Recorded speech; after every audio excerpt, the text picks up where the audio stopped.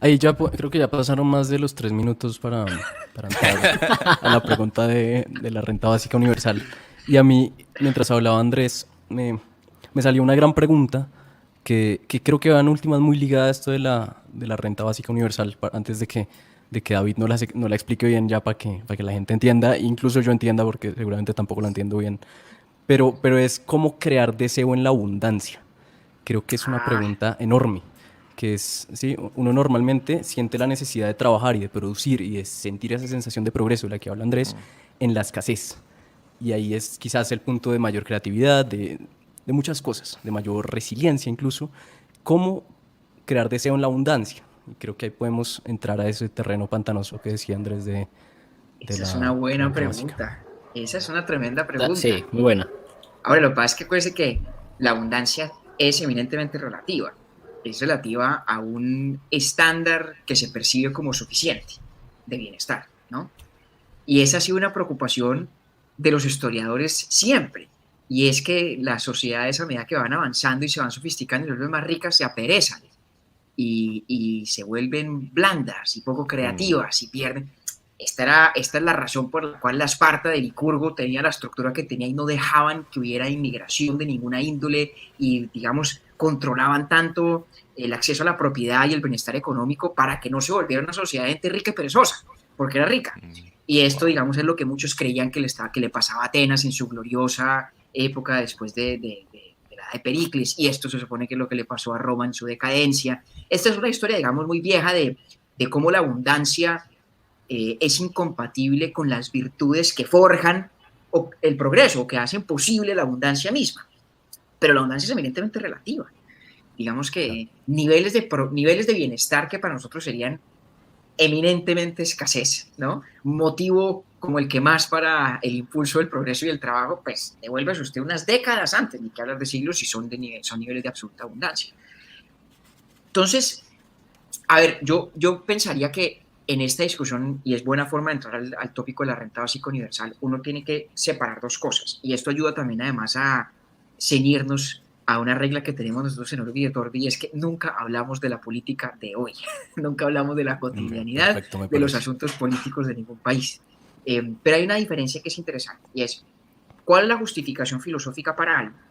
Para alguna institución, para algún modelo, como el de la renta básica universal, y cómo se puede llegar ahí, lo que uno podría llamar los problemas de transición, ¿no? Y en la discusión de la renta básica hay un montón de problemas de transición, y muchos tienen que ver con lo que dice Nicolás, y es qué pasa cuando no hay el incentivo para el trabajo que parte de la escasez. Porque, a ver, para arrancar por el principio, ¿no? La idea de la renta básica universal esencialmente es que todo ciudadano, en virtud de serlo, independientemente de sus niveles de ingreso, tenga un ingreso garantizado del Estado, es decir, de la sociedad, a través del Estado, gestionado por el Estado. Y la idea de esto, en esencia, tiene muchas justificaciones, pero cumple varios propósitos. El primero es esa separación entre el trabajo y la necesidad, ¿sí?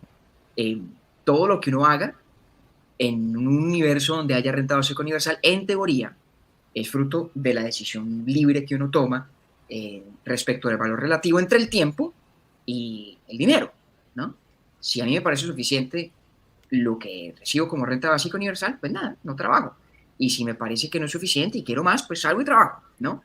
Entonces, la idea de la renta básica es, por una parte, esa disociación entre el trabajo y la necesidad. Obviamente cumple la función desde el punto de vista de política pública, de, digamos, hacer a través de un solo programa lo que los estados tratan de hacer a través de muchas intervenciones sociales al tiempo, ¿no? La salud subsidiada y formas de lo que se llaman subsidios condicionales y otro tipo de programas de asistencia eh, más focalizados. Pero la tercera justificación, que a mí me parece la más interesante, la más atractiva, es la idea de que un cierto grado de independencia económica, de autosuficiencia económica, es una condición indispensable de la libertad, y de que una sociedad donde todo el mundo se busca que todo el mundo sea igualmente libre, es una sociedad que requiere un cierto nivel de autonomía y de independencia económica para que uno, al menos en la dimensión que se ocupa de sus necesidades básicas, esté completamente exento de la intervención o de la injerencia de las voluntades ajenas. Digamos que uno le pueda pasar todo lo que quiera, pero no dejará de contar con esa mínima garantía.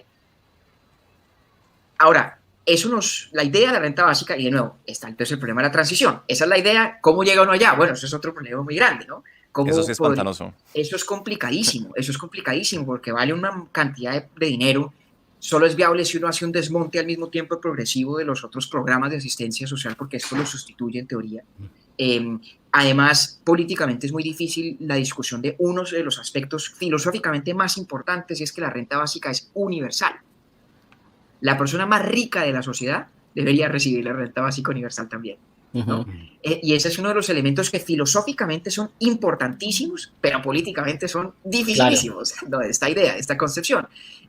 Claro, aunque políticamente diría, pero ¿para qué la necesita? Pero filosóficamente claro, es súper importante para el concepto. Es muy importante porque lo que se trata es de que esto da expresión a la condición de la igualdad entre los ciudadanos, ¿sí? Por eso es tan distinta la idea de la renta básica, digamos, transitoria, como una reacción de política pública ante un momento determinado. Eso es una cosa, es otra. Pero la noción filosófica de la renta básica es interesante, es porque se supone que materializa en lo económico algo así como el derecho a votar en lo político, ¿sí? Entonces, así como uno dice, bueno, pues el derecho al voto lo tiene todo el mundo independientemente de su nivel de ingreso, de qué tan educado sea o no, de lo que sea, ¿no? Si la renta básica se justifica es como un elemento esencial de la igualdad entre los ciudadanos, que reconoce que en la independencia y en la autonomía económica hay un valor político para la sociedad, pues tendría que dársela a todo el mundo. En fin, esas son las razones que hace la discusión de transición tan compleja. Pero, independientemente de esa transición, el concepto mismo sí despierta la pregunta de lo que dice Nicolás. ¿Qué pasa en una sociedad donde uno solo tendría que trabajar, en el sentido, como dice Andrés, de trabajo, ¿no? Si le parece insuficiente el nivel de ingreso garantizado por la renta básica? ¿Qué pasa en una sociedad así? Es decir, eso sí que nos obligaría a enfrentarnos a, primero, la vida en una sociedad donde todo el mundo de verdad tenga acceso a los beneficios de la civilización. Que eso será una gran novedad. ¿Qué pasa en un mundo donde todo el mundo de verdad puede estudiar? Donde todo el mundo puede leer, donde todo el mundo puede crear contenido, donde todo el mundo tiene acceso a internet, donde todo el mundo puede dedicar la vida a la actividad creativa al margen de su valor económico, porque no lo necesita, no le concierne. Pero además, ¿qué pasa con una cantidad de labores y de actividades que yo creo que es muy difícil pensar que son satisfactorios intrínsecamente y en sí mismos, y para los cuales una sociedad depende, pero solamente, digamos, están allí porque hay gente que en realidad no tiene muchas opciones distintas de esas labores? Seguramente nos puede ocurrir algo muy, muy paradójico, y es que se invierte la pirámide del ingreso.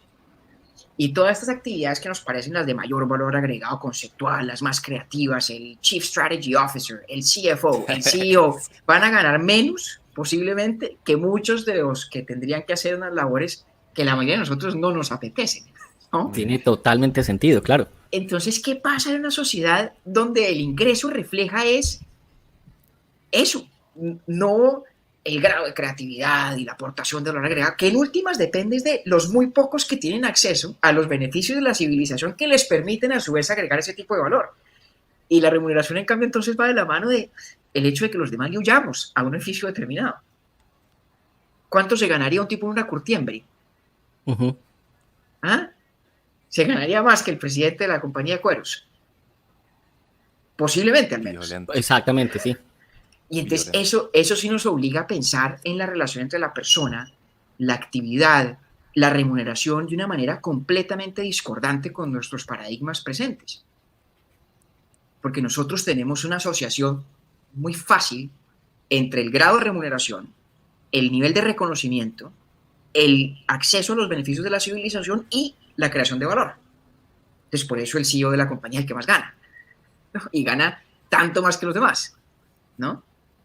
Digamos, no estoy casando pues aquí pelea con los CEOs y con los ejecutivos, está bien, claro que hay gente que sí tiene una capacidad inusual de liderar esfuerzos colectivos en organizaciones complejas, está bien, pero lo uso, digamos, a manera de caricatura del punto que creo que sigue siendo cierto, y es que nosotros vivimos en una sociedad donde muy pocos tienen acceso a los productos de la civilización que permiten a su vez generar valor de ese tipo de formas, en esas maneras, que son activamente creativas, eminentemente intelectuales. Y si eso se democratiza, pues ¿qué pasa? En nuestra forma de valorarlo y de remunerarlo.